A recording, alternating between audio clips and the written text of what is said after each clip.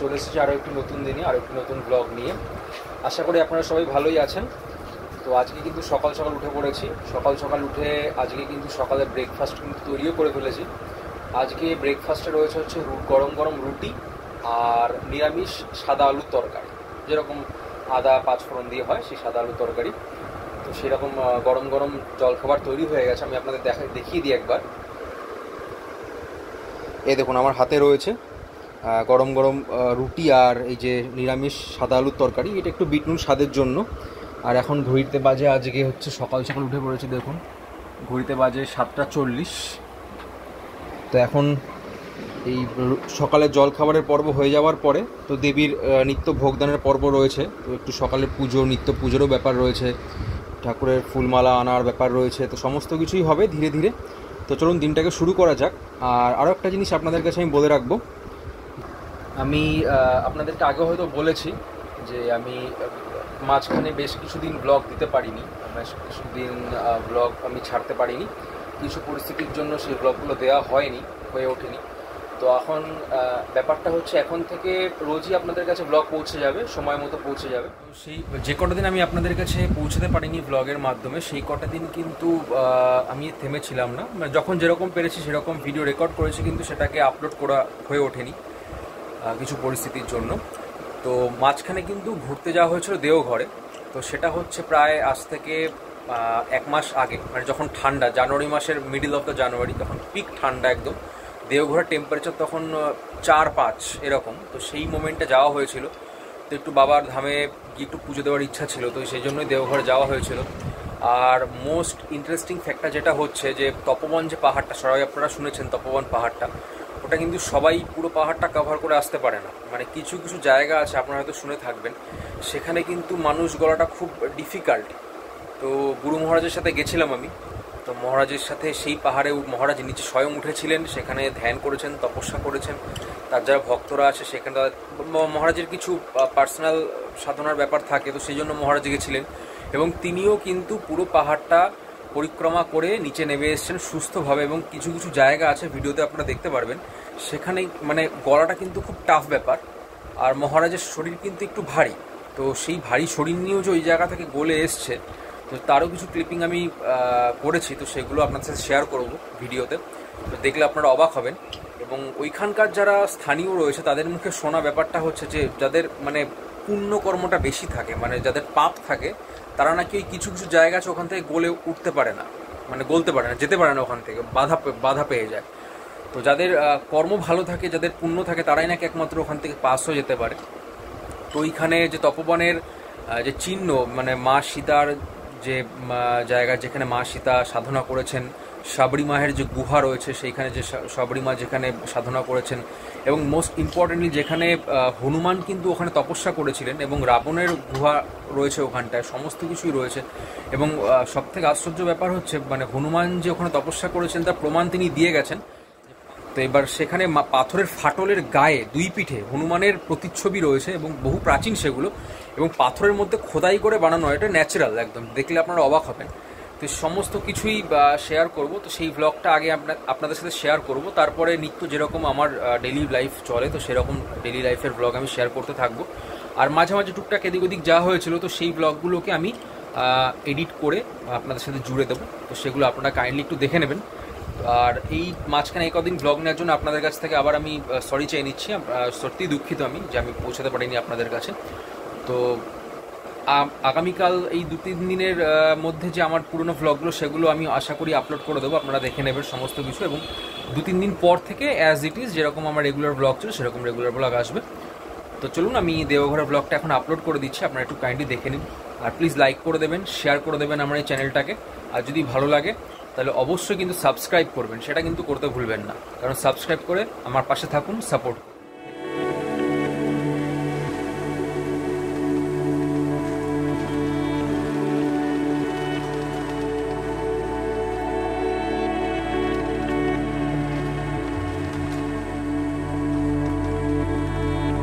আমরা এখন চলেছি প্ল্যাটফর্ম কারে করে। তো এখন যাবো হচ্ছে 9 নম্বর প্ল্যাটফর্মে, পুরনো বিল্ডিংয়ে। ওইখান থেকে দারভাঙ্গা এক্সপ্রেস ছাড়বে 11টা 5 মিনিটে। তো সেই ট্রেনটা ধরবো। একটু লেট হয়ে গেল, আসতে, ওই জন্য একটু তাড়াহুড়োয় রয়েছি। তো ট্রেনে উঠে সিটটা নিয়ে তারপর ডিটেলস আপনার সাথে আলোচনা করছি, কত টিকিট পড়লো, কীভাবে টিকিট কেটেছি, কোথা থেকে পাবেন, অ্যাভেলেবিলিটি কেমন ট্রেনটার, আর ট্রেনটা কীরকম সেটাও গিয়ে আপনাদের দেখাচ্ছি। চলুন ট্রেনে গিয়ে দেখা হচ্ছে আমরা। তো এখন বন্ধুরা ট্রেনে উঠে পড়েছি, দারভাঙ্গা এক্সপ্রেস। আসো কাকা।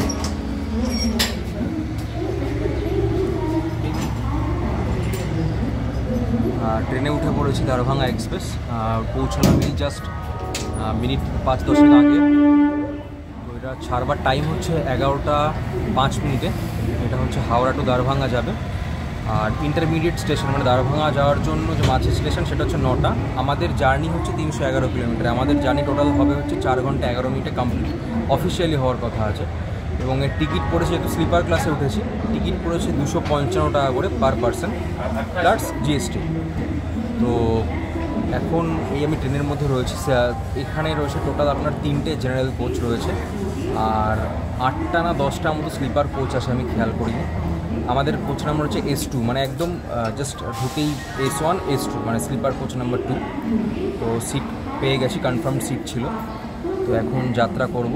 এখন বাজে হচ্ছে এখনও মিনিট 5 বাকি, দেখে বলে দিচ্ছি। হ্যাঁ, 10টা 58 হয়েছে এখন টাইম। তো এখনও 5-7 মিনিট বাকি আছে ছাড়তে। যতদূর দেখলাম অনলাইন আপডেট ছিল প্ল্যাটফর্ম নাম্বার 9 থেকে ছাড়ার কথা ছিল, কিন্তু ঢুকে দেখলাম ছাড়ছে প্ল্যাটফর্ম নাম্বার 8 থেকে। যে দাঁড়িয়ে আছে প্ল্যাটফর্ম নাম্বার 8 থেকে। ট্রেন নাম্বার হচ্ছে 15235।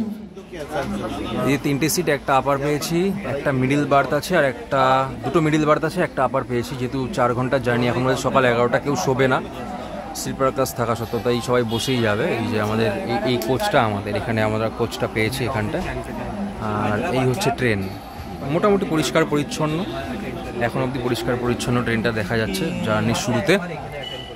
আর এটা যাবে হচ্ছে, ফার্স্ট স্টপেজ দেবে হচ্ছে আসানসোল, ফার্স্ট স্টপেজ। ঘড়িতে এখন 11টা 5।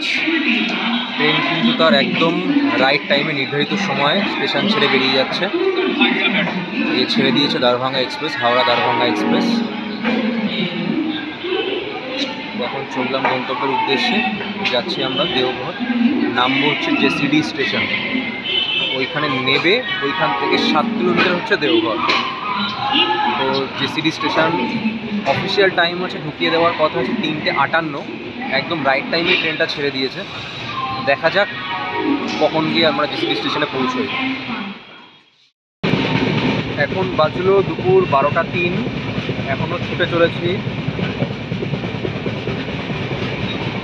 এখন ট্রেনটা অলরেডি লেট ছিল, এই যে হাজিগড় স্টেশন ক্রস করছি আমরা।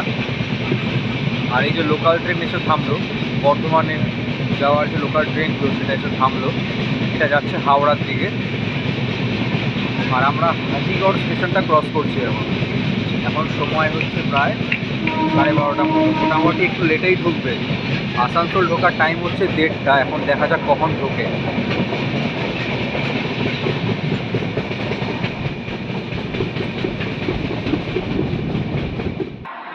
2:11 বাজে। এখন এই পৌঁছলাম আসানসোল জাংশন স্টেশনে।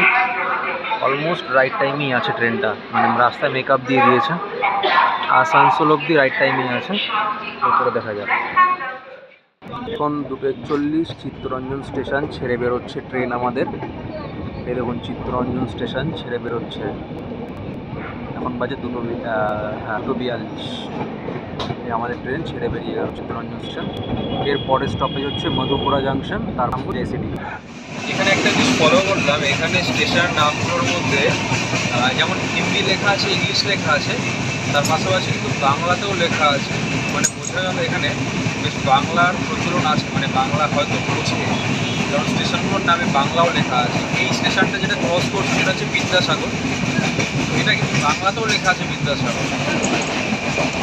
আর এই হচ্ছে আপনার ভাই, ও আমাদের সাথে কোচে ছিল, কেবিন, ওর সাথে আলাপ হয়েছে, ওর নামটা হচ্ছে মধুপুরা জাংশন। তো মধুপুরাতে নেমে যাবে, তারপরে আমরা নেমে যাবো। ও আমাদের কোচে আমাদের সাথে বসছিল।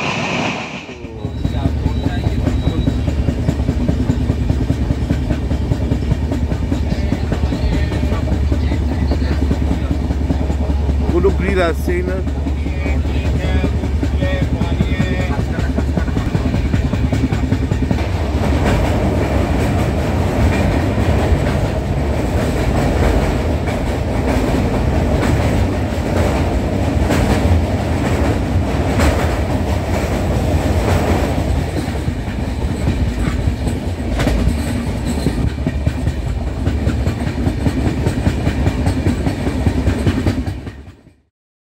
স্টেশনে। দেখুন এখন বাজে 4:06, মানে নির্ধারিত সময় থেকে প্রায় 8 মিনিট লেটে এসে পৌঁছেছি। মার্জিনাল মোটামুটি অন টাইমে পৌঁছে দিয়েছে। এইখানে নেমেছে, এবার যাবো হচ্ছে দেওঘরের দিকে। খোঁজ করতে হবে কী করে দেওঘর যাওয়া যায়। আমরা এখন ট্রেন থেকে নামলাম জেসিডিতে, নেমে আমরা এখন চলেছি দেওঘরের উদ্দেশ্যে।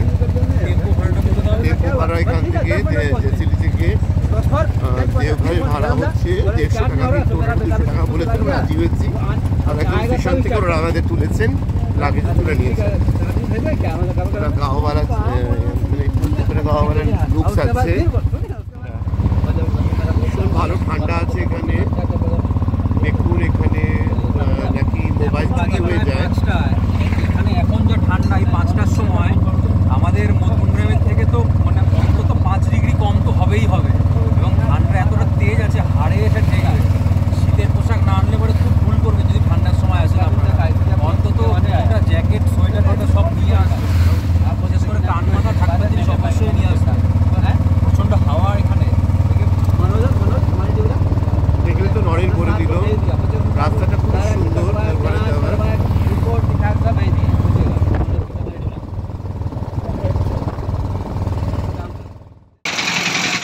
এই অটোতে করে রুম খুঁজতে একটু সময় লেগে গেল। এখানে লজও আছে বলছে সরকারি, কিন্তু সেটা অতটাও ভালো কোয়ালিটির নয়।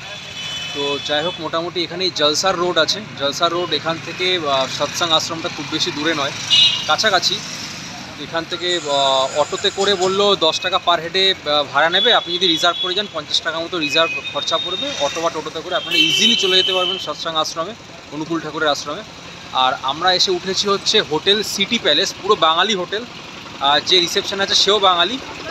আর রুম ভাড়া পড়লো হচ্ছে 900 টাকা করে।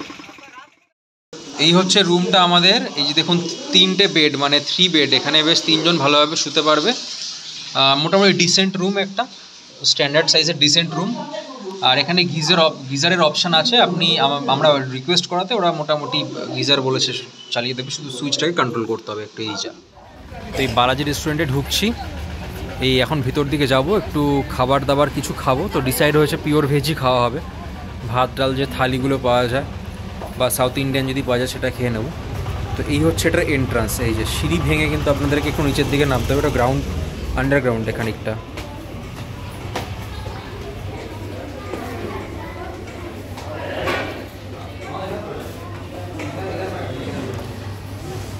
এইটা হচ্ছে হোটেলটা, রেস্টুরেন্টটা। এই দেখুন সবাই খাচ্ছে বসে এখানটা। এই যে সিটিং অ্যারেঞ্জমেন্ট, এখানটায় ভিতর দিকেও একটু বসার জায়গা আছে ফ্যামিলি নিয়ে। তো এই যে দুপুরে লাঞ্চ করছি এখন সন্ধ্যে 6টার সময়। মানে কাছাকাছি যেটা জানতে পারলাম, সবথেকে পিওর ভেজ হোটেল হচ্ছে বালাজি রেস্টুরেন্ট। খাবারের জন্য সবথেকে ভালো, খাবারের কোয়ালিটিও ভালো দেখে যেটা মনে হচ্ছে। এই যে 190 টাকার স্পেশাল ভেজ থালি, পাঁপড়, স্যালাড, একটা ভাজা, ডাল, পনিরের তরকারি আছে, জিরা রাইস আছে, আর ঘিয়ের রুটি আছে। এটা হচ্ছে কমপ্লিট থালি, কিন্তু এর সাথে অ্যাড হবে মিষ্টি আর দই। এই যে দিয়ে যাচ্ছে দই আর এই যে মিষ্টি। দুটো স্পেশাল থালি তো ছিলই বন্ধুরা। তার পাশাপাশি একটা সাদা থালি, মানে নর্মাল ভেজ থালি অর্ডার করে নিয়েছি, কারণ এখানে রাইসের পরিমাণটা একটু কম ছিল। পরে যদিও দিয়ে গেছে একটু। তো এই দুটো স্পেশাল ভেজ থালির পাশাপাশি এই একটা নর্মাল ভেজ থালি অর্ডার করে নিয়েছি। এটার প্রাইস হবে 90 রুপিস। তো এখানে দেখুন প্লেন ডাল রয়েছে, একটা সবজি রয়েছে, একটা ভাজা, পাঁপড়, স্যালাড আর রাইস। আর এই রুটিটা কিন্তু প্লেন, এখানে ঘিয়ে মাখানো রুটি নয়। তো এই হচ্ছে আমাদের কমপ্লিট লেট লাঞ্চ। দেখুন বন্ধুরা, আরও একটি নতুন দিনে শুরু। এখন বাজে হচ্ছে ভোর 4:45 মতো।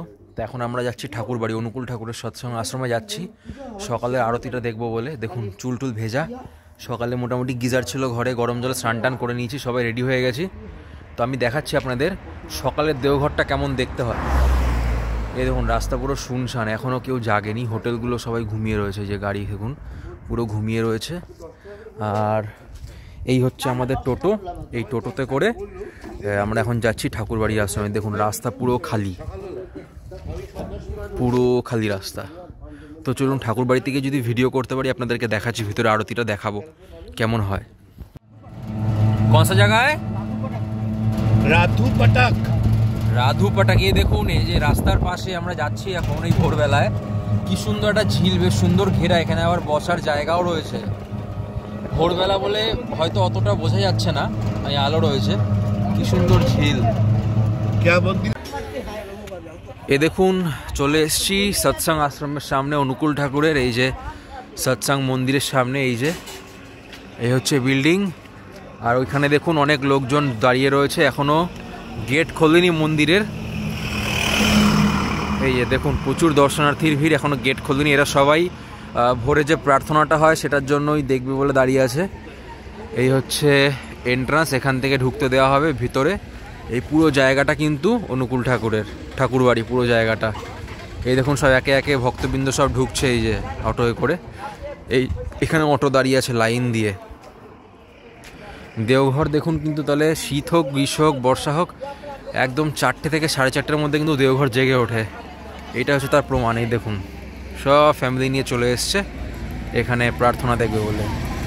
এখানে কিন্তু এত সকালবেলাতেও কিন্তু অটো চলছে, এটা দেখতে পাচ্ছি। আর এখানকার টেম্পারেচার মোটামুটি এখন যতদূর বোঝা যাচ্ছে অন্তত 5-6 তো হবেই। প্রচণ্ড হাওয়া এখানটায়, মুখ থেকে আমার ধোয়া বেরোচ্ছে কন্টিনিউয়াস। এই দেখুন মুখ থেকে কথা বলছি, ধোয়া বেরোচ্ছে। এখানে প্রচণ্ড হাওয়া, বেশ ঠান্ডাটা বেশ কড়া এখানে। মানে এখানে আপনাকে যথেষ্ট প্রোটেকশান নিয়ে আসতে হবে। যদি বয়স্ক মানুষ আসেন তো অবশ্যই গরম জিনিসপত্র নিয়ে আসবেন। আর এখানে যে আমি একটা জিনিস এসে অভিজ্ঞতা অর্জন করলাম, যেটা সবাই দেখছি এখানে বেশ মোটামুটি গরম জল হোক বা ওয়াটার কেটলি যেটাকে বলে, ইলেকট্রিক কেটলি বা ফ্লাক্স, থার্মোফ্লাক্স, এগুলো অবশ্যই নিয়ে আসবেন। এগুলো চা কফি আপনারা ক্যারি করতে পারবেন, এগুলো যেখানে সেখানে অবশ্যই আপনারা খেতেও পারবেন। আর এর আশেপাশে মন্দিরটা আসতে গিয়ে রাস্তায় দেখলাম আশেপাশে বেশ অনেকগুলো দর্শনীয় জায়গা রয়েছে দেখবার মতো। একটা বেশ বিরাট বড় ঝিল মতো রয়েছে, সেটা বাঁধানো, তার পেছনে আবার শিব মন্দির। মোটামুটি এখানটায় ছোটোখাটো বলুন বা বড়সড় বলুন, ঘোরার জায়গা প্রচুর, বসে শান্তিতে বসে থাকবার জায়গাও প্রচুর। তো এখন গেট খুলবে একটু পরে, ভিতরে যদি ক্যামেরা অ্যালাউ করে তো ভিতরে গিয়ে আপনাদের দেখাবো প্রার্থনাটা কী করে হয়। আর যদি ক্যামেরা অ্যালাউ না করে তাহলে তো আর কিছু করা গেল না। তো এখন ওয়েট করে আছি কখন ভিতরে ঢুকবো তাই। তো চলুন, যদি ভিতরে গিয়ে অ্যালাউ করে ক্যামেরা তো ভিতরে গিয়ে দেখা হচ্ছে। গুগলের ওয়েদার আপডেট বলছে সৎসঙ্গ নগর, যেখানে আমরা আছি, গুগল লোকেশন ম্যাপে ট্র্যাক করে যতদূর দেখতে পাচ্ছি যে এখানকার এখন ওয়েদার হচ্ছে 9 ডিগ্রি, এবং তার সাথে বেশ হাওয়া বইছে, যথেষ্ট ঠান্ডা। 9 ডিগ্রি মানে বুঝতেই পারছেন, মানে আমাদের কলকাতার থেকে তো ঠান্ডা অবশ্যই বেশি। কলকাতা এখন মোটামুটি হয়তো 15-16 যাচ্ছে, তো তার থেকে অবশ্যই ঠান্ডা কম। এবং সৎসঙ্গ আশ্রমে জানা গেল যে এখানে মন্দিরের গেট খুলবে হচ্ছে আপনার 5:30টার সময়, তো তারপরে হবে হচ্ছে প্রার্থনা। তো এই দেখুন পিছনে সব ভক্তবৃন্দ দাঁড়িয়ে আছে কিন্তু এই যে গেটের পাশে। এবং এখানে টোটো, অটো রানিং অ্যাভেলেবেল আর কি। মানে আপনার ট্রান্সপোর্টেশন নিয়ে যে আপনি যদি ভাবতে বসেন যে এখন সকালবেলা কী পাবো না পাবো, কোনো চিন্তা করার কোনো কারণ নেই। টোটো, অটো সব কিছু মোটামুটি অ্যাভেলেবেল। আর এইটা এখানে সৎসঙ্গ আশ্রমের এই যে দেখুন, এটা হচ্ছে রিসেপশন, উপরে লেখা আছে রিসেপশন। এটা এখানে আপনি রেস্ট করতে পারবেন, এনকোয়ারি রুম আছে এখানটা। এখানে মোটামুটি ওয়েটিং রুম আর কি, এখানে আপনারা বসে ওয়েট করতে পারবেন লাগেজ রেখে। क्या चीज़ माफ़ करो मेरे पास अभी है नहीं। এখানে ওয়েট করতে পারবেন। তো এখানে সবাই ভিতরে বসে আছে যারা আছে, দেখুন সৎসঙ্গ লেখা, সৎসঙ্গ ডিএমসি লেখা আছে। তো এই হচ্ছে ওয়েটিং রুম। আর এখানে চায়ের দোকান, সবাই গরম গরম চা খাচ্ছে সকালবেলায়। এই যে এটা হচ্ছে ওয়েটিং রুম, সৎসঙ্গ আশ্রমের ওয়েটিং রুম। এখানে এইসব আলোচনা হচ্ছে, দেখুন গুরুদেবের কোথায় কী এসব নিয়ে আলোচনা চলছে। এই যে ওয়েটিং রুম, এই হচ্ছে রিসেপশন। এই সৎসঙ্গ আশ্রমের রিসেপশনে বসে সব গুরু ভাইরা রয়েছে যারা সব কথাবার্তা বলছে। তো সেখানে অনেক কথাবার্তা জানতে পারলাম নতুন। তো একটা জিনিস জানতে পারলাম যে আমরা প্রথমে চেষ্টা করছিলাম যে যদি আশ্রমে এসে থাকা যায়, অ্যাকোমোডেশনটা নেওয়া যায়, কারণ অ্যাকোমোডেশনটা একটা এখানে যে যতদূর দেখতে পারলাম যে অ্যাকোমোডেশনটা কিন্তু খুব একটা কম নয়। মোটামুটি একটু স্ট্যান্ডার্ড হোটেলে উঠতে গেলে আপনাকে অন্তত পে করতে হবে 2200 থেকে 3000 টাকা, এরকম পে করতে হবে হোটেলের পার নাইট কস্ট। আর মোটামুটি যদি রুম চান তাহলে আপনারা 800 টাকা থেকে 1200 টাকার মধ্যে রুম পেয়ে যাবেন। একটু আপনাকে খুঁজতে হবে, একটু ভেতর দিকে যেতে হবে। জলসার রোডে আমরা আছি, জলসার রোডের আশেপাশে এই রেঞ্জে আপনারা হোটেল পেয়ে যাবেন। তো আমরা ট্রাই করছিলাম যে যদি এই সৎসঙ্গ আশ্রমে এসে থাকা যায়, অ্যাকোমোডেশনটা নেওয়া যায়, ওখানে মোটামুটি 2 দিন মতো ফ্রি থাকতে যায়। তো যে ইনফরমেশনটা আমরা পেলাম, আপনারা যদি কেউ অনুকূল ঠাকুরের দীক্ষিত হয়ে থাকেন বা এই আশ্রমের কেউ মানে আপনাদের ইষ্টভীতি নাম্বার, অর্ঘ্য প্রশস্তি নাম্বার থেকে থাকে, যেটা থাকে দীক্ষা নেবার পরে, তো ওই নাম্বারটা দিয়ে আপনারা অনলাইনে বুক করতে হয় এখন, যেটা নতুন হয়ে গেছে। সৎসং অ্যাকোমোডেশন বলে আপনাকে গুগলে সার্চ করতে হবে, প্রথম লিঙ্কটা ওপেন করবেন, ওখানে অর্ঘ্য প্রশস্তি নাম্বারটা পুট করবেন, পুট করে রেজিস্টার করে আপনাকে মেম্বার্স যারা আছে তাদের নাম রেজিস্টার করে নিতে হবে। করবার পরে আপনাদেরকে অনলাইনে অ্যাকোমোডেশন বুক করতে হবে, আর 2 দিন আপনাকে ফ্রি থাকতে দেবে এবং খাওয়াটা ওর মধ্যেই ধরা থাকে, কোনো এক্সট্রা চার্জেস লাগবে না। মোট কথা বাংলা কথা যদি আমি বলি, তাহলে আপনাদের থাকার খাওয়াটা পুরোপুরি আশ্রমের মধ্যেই হয়ে যাবে, পুরো ফ্রি। আর আপনারা বাইরে ঘুরতে এবার যাতায়াতে যা খরচ, সেটাই হচ্ছে আসল খরচ। আর তাছাড়া যদি আপনি আশ্রমে থাকতে না চান, তো এই হচ্ছে মোটামুটি রুমের ব্যাপারটা আপনাকে বলে দিলাম এখানে। আর ঘণ্টাঘর বলেও একটা জায়গা আছে, ঘণ্টাঘর, তো ওটা জলসা রোডের আশেপাশেই ঘণ্টাঘর বলে একটা জায়গা, মানে ওইখান থেকে সৎসং আশ্রমের ডিস্টেন্স হচ্ছে মাত্র 1 কিলোমিটার, 1 থেকে 1.5 কিলোমিটারের মধ্যে পড়ে। তো ওইটা সবথেকে কাছাকাছি জায়গা এবং ওখানে হোটেল অ্যাভেলেবিলিটিটা সবথেকে বেশি। তো মোটামুটি বাইরের যারা ভিজিটার্সরা আসেন তারা ওইখানটাতেই প্রেফার করেন ওঠাটা, কারণ ওইখানে ভালো ভালো হোটেলও আছে। তো এই হচ্ছে ব্যাপার।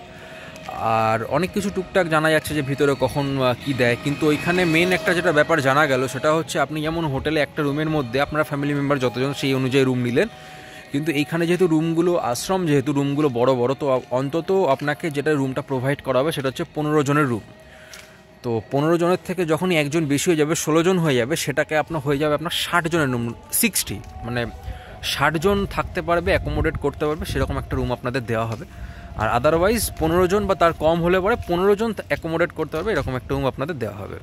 আর এখান থেকে লেপ, কাঁথা, কম্বল সব কিছু দেওয়া হবে।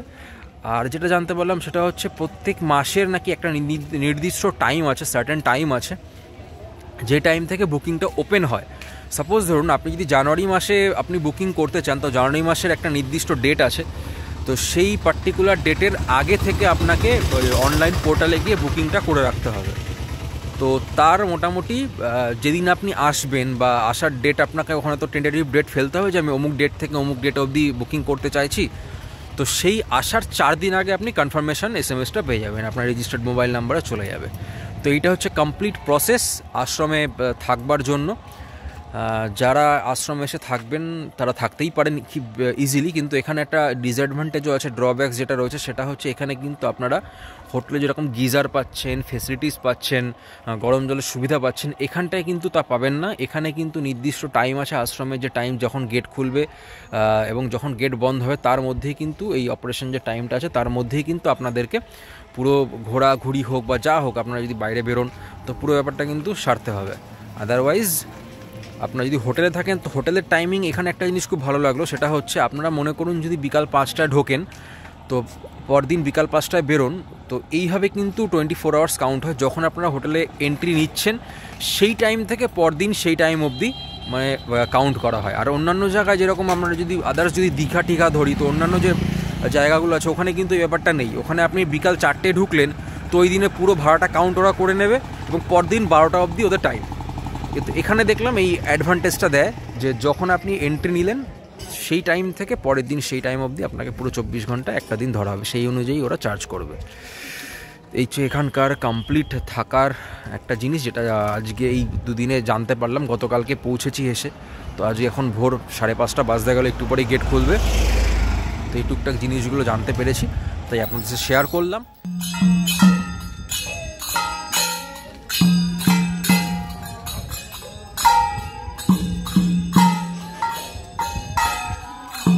এই সকালবেলা নাম কীর্তন করতে করতে এরা এই যে এই বিল্ডিং থেকে যাচ্ছেন হচ্ছে এরা না এই বিল্ডিংয়ে। আর আপনাদের সাথে একটা ইনফরমেশন ভুল শেয়ার করেছি, আপডেট জানতে পারলাম যে এদের এখানে বোর্ড টাঙানো রয়েছে কোন মাসে কখন প্রার্থনা আরম্ভ হবে। জানতে পারলাম জানুয়ারি মাসে আরম্ভ হবে হচ্ছে 6:27। জানুয়ারি মাসের প্রার্থনার সময় হচ্ছে সকাল 6:27। দেখুন সৎসঙ্গ আশ্রম, আমরা নগর কীর্তন করতে করতে যাচ্ছি।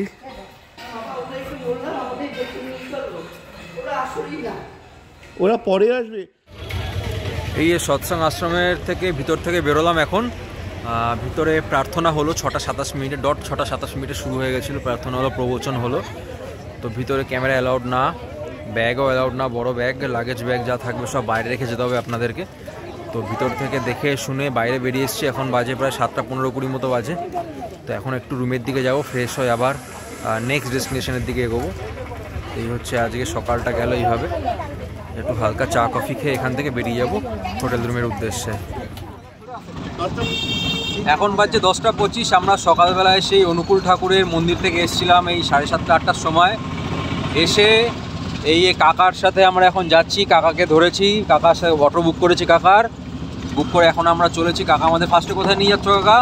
আগে আপনাকে নিয়ে যেটা মন্দির বন্ধ হবে সেটা মন্দির আগে দেখাবো। যেরকম নলাখা মন্দির 12টার সময় বন্ধ হয়ে যায়। আচ্ছা, তো নলাখা মন্দির আগে যাচ্ছি। হ্যাঁ, আগে নলাখা, তার আগে আপনাকে আমি বালানন্দ মন্দির, মোহন মন্দির দেখিয়ে দেবো, ঠিক আছে? আচ্ছা, তারপর নলাখা দেখাবো। নলাখা দেখার পরে জগৎবন্ধু মন্দির যাব। জগৎবন্ধু মন্দির দেখার পরে আপনারা তপবন পাহাড় যাব। হ্যাঁ, ঠিক আছে। তপবন পাহাড় পরে আমি ত্রিকুট পাহাড় যাব, ঠিক আছে? তাহলে খিদে পেয়ে গেলে মাঝখানে আপনারা ধাবাতে খেয়ে দেবো, ঠিক আছে? আচ্ছা, আর খাওয়ার পরে ওখান থেকে ফেরার পথে আপনাকে আমি হোটেল নামাবো। ঠিক আছে। তো শুনে নিলেন, কাকা পুরো রুটিন বলে দিল। যেই মন্দিরগুলো আগে বন্ধ হয়ে যাবে কাকাকে সেখানে নিয়ে যাচ্ছে আমাদের। তো নলাখা মন্দির যেগুলো আছে, শিব মন্দির, হ্যাঁ 60 ফুটের শিব মন্দিরটা, সেটা দেখাবো। জগৎবন্ধু আছেন তাকে বলে ওখানে নিয়ে যাবো। তো চলুন যাওয়া যাক। এক একটা স্পটে যাচ্ছি, এক একটা স্পট ডিসকভার করে আপনাদের সাথে শেয়ার করছি। এই যে চলে এসেছি বালানন্দ ব্রহ্মচর্যাশ্রম। দেখুন লেখাই আছে সামনে। এখানে অটোওয়ালা বলছে যে ফটো নাকি অ্যালাউড না, ফটো তোলা নিষেধ, তাই বলছে বাইরে থেকে ফটো তুলে নিতে একবার। এই হচ্ছে জায়গা, দেখুন এখানে বেশ সুন্দর জাম বাগান এদিকে। আর এটা হচ্ছে পেছনের এই যে বিল্ডিং, এইটা এই পাশে ডান দিকের বিল্ডিং, এটা সামনের দিকের বিল্ডিং। এটা হচ্ছে একটা আশ্রম মতো রয়েছে।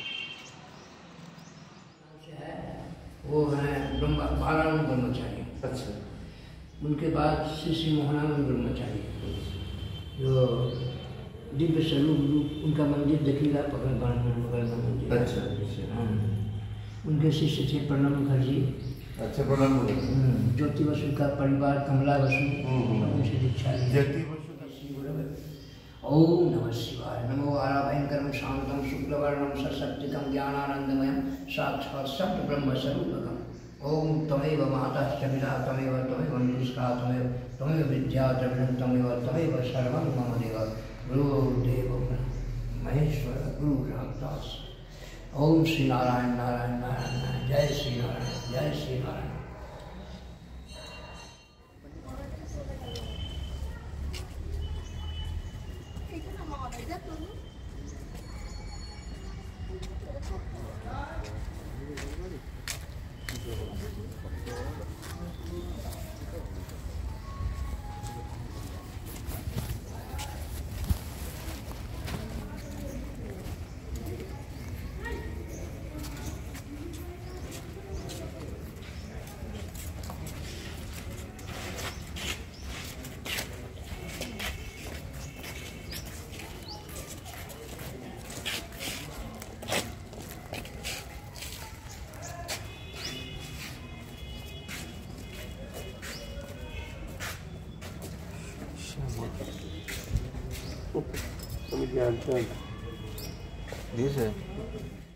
বন্ধ হয়ে যায়।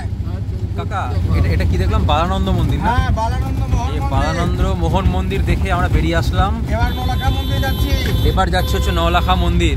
এই হচ্ছে ঢুকছি, দেখুন এই রাস্তাটা একটু খারাপ দেখা যাচ্ছে, মানে একটু এই সামনেই মনে হয় নলাখা মন্দিরটা। আগে রাস্তা মেন রোড ছিল, কিন্তু করোনার সময় বন্ধ করেছে সেটা গেটটা, এখন পিছনে গেট খুলেছে। ও আচ্ছা, এখন পিছনের গেট দিয়ে ঢুকতে হয় বলছে কাকা। আর সব গাড়ি যাচ্ছে ভাই, একা আমি যাচ্ছি না, অনেক লোক আছে, সব এদিকে যায়। পার্মানেন্ট ওটা গেটটা বন্ধ করে ফেলেছে। ও করোনার জন্য নাকি বলছে পার্মানেন্ট মতো গেটটা বন্ধ করে দিয়েছে, এখন পেছনে মন্দির গেট থেকে ঢুকতে হয়। এখানটায় দেখুন যত দেখা যাচ্ছে ফাউন্ডারের একটা খোদাই করা নাম লেখা রয়েছে, শ্রী চৌরশিলা দাসী। এ দেখুন, ফাউন্ডেড বাই 1941 AD, এই ডেটে তৈরি হয়েছে। এবার মন্দিরের ভিতর দিকটা যাচ্ছি আমরা, এবার উঠবো মন্দিরে।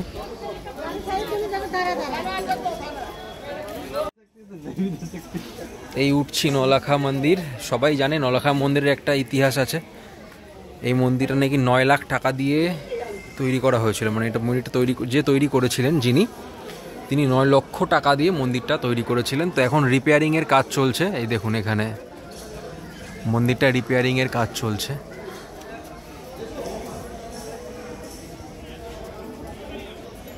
এই হচ্ছে মন্দিরটা। এবার আমরা যদি একটু উঠি, ভেতরটা খানিকটা এই রকম।